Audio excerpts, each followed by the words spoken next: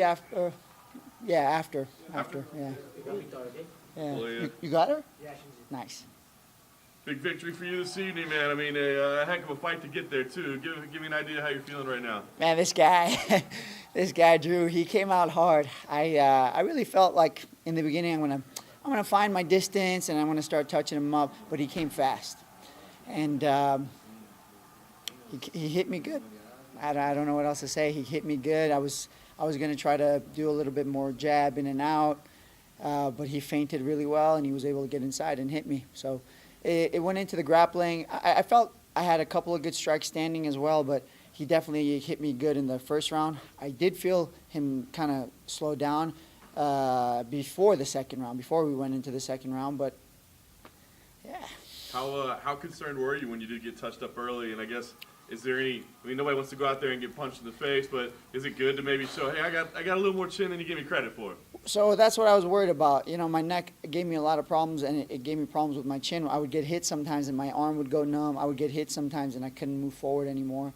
But that's gone. So I'm pretty grateful for that.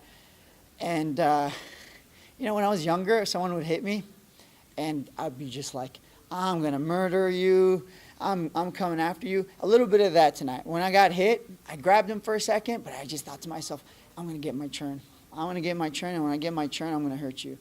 And it didn't work so much with my hands, but I worked with the submissions. Yeah, the grappling is great. I mean, was that an adjustment, you know, going between rounds, or did you kind of know that's where you might have an advantage?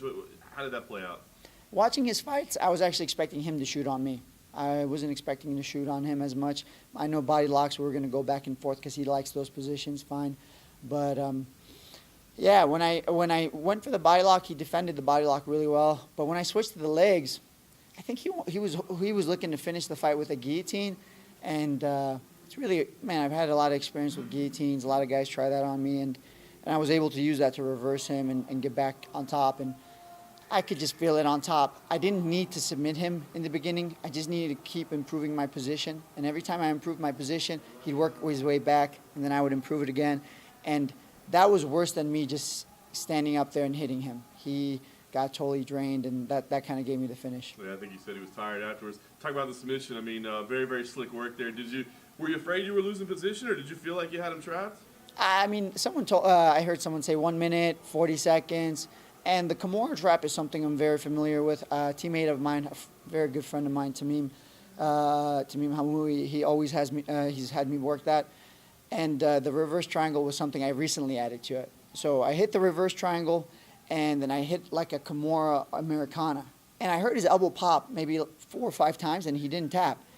So I'm wondering if he actually tapped from the choke, because the choke finished him, or it was the final tap of the final pop on the arm. I'm going to have to ask him, but honestly, I don't know. Man, you guys talked afterwards, we could hear that, you know, you were like, hey, it's great to have, you know, respectful opponents and stuff. Just wondering, I mean, is that, I don't know, like you want to like draw attention to it or a cause. I mean, there's this time. It's this time in MMA, right, where it's this like entertainment, trash talking era. Like, is that something that you almost want to take a stand against in a way? 100%. Look, when it comes to competition, when it comes to fighting, I'm as savage as you're gonna get. I'm okay with hitting you. I'm okay with you getting hit. I'm okay with cuts, broken leg, broken nose, and I've broken my nose 5, 6 times, but I don't need to verbally assault somebody. I don't need to say anything bad about somebody to get inside and do that. And if you feel the necessity to do that, maybe it's for, you're hoping, you know, hype up the fight, you're hoping for more money, whatever it is. If you think it's worth selling yourself out, go for it. But I'm not selling myself out so I can make a little bit more money, but I'm not selling my character out for that. So that's just me. Yeah, you caught us for a second. You said I had a call out. I said, no, he doesn't have a call out. Yeah, man. My niece turns 4 tonight, and they had her birthday today because it's Saturday. And last time I missed the wedding. This time I missed my niece's birthday.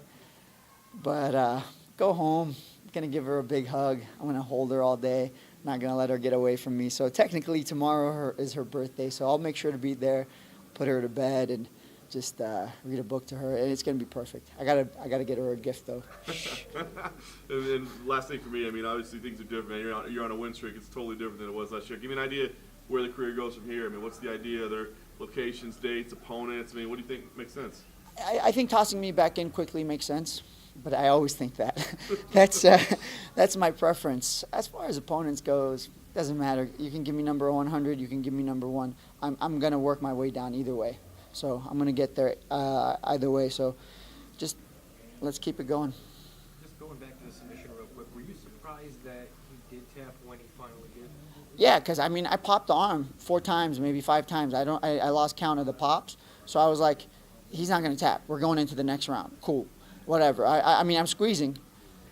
But then all of a sudden I see his hand tapping. I'm not sure how much time was left. So I was squeezing really hard with my legs, but I was also really pulling hard on his elbow. I really don't know what caused him to tap, if it was a choke or if it was his arm. Cool. Thanks, Beneil. Thank you, sir.